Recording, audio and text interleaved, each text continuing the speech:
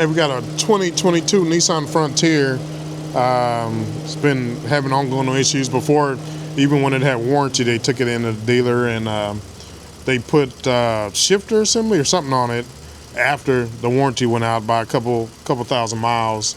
They told her it needed a shifter assembly and a program or something like that. So after spending about $2,000, they picked it up and it did the same thing. So we told we'd give a stab at it. Vehicle had several codes: airflow, circuit range, high performance, camshaft position sensor B on bank 2 and bank 1 had faults. And when this situation happens, the codes were PO 101, PO 390, and P0 365.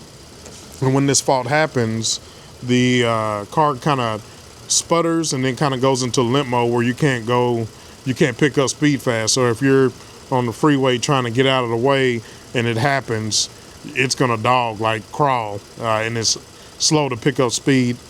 And a few times the RPMs will go high because you're trying to pick speed up, but it's in a limp mode. And so we pulled out the scope and we're looking at waveforms on the camshaft position sensors on the exhaust sides, because that's the faults we were getting. And the waveforms look good as far as the square pattern, the pattern of them, and they're within range. No signals not showing the signal or dropping out. And these were the waveforms. If you can see that, it's kind of glare. Okay, yeah, you can kind of see that. So everything good, everything's great. While you're testing it and sitting and watching it, so we said, let's do the wiggle test, which we should have did first thing to see if one of the signals will drop out. And as soon as we went to go do the wiggle test, which this is on the driver's side, boom, it just goes dead.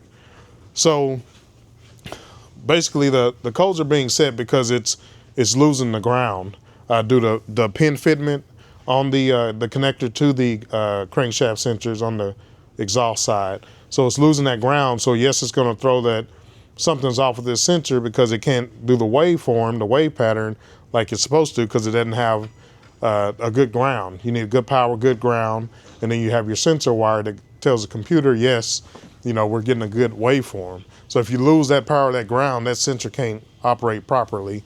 So it's a bad fitment test or bad connector. Something's going on in there with the solder for that connector. So what we're recommending is we're going to order some new connectors from Nissan, and we're going to just replace all of them, the 2 for the exhaust cams and the 2 for the intake, just to prevent from we're doing the exhaust and later down the road now the intake is skitzing out. So we're going to put new connectors on everything and redo the wiggle test and check the waveforms. Everything is good. Then we'll take it on an extended drive to make sure everything clears out and that it doesn't pop back. Because it started out just doing it intermittently, but now we've gotten it to do it more times. You don't have to drive it forever for it to show its face. So we'll do that, and then hopefully everything is good, and we'll call this a fix. Thank you for watching.